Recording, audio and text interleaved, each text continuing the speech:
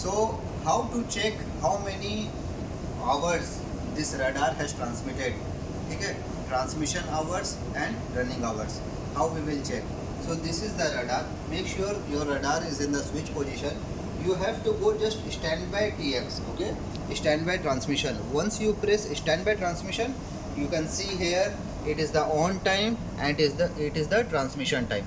It means this radar is switched on for so many hours, and after magnetron renewal this radar has transmitted 4800 hours. Okay, so in this way we can check how many hours it has transmitted. Now how to compare it from the manual?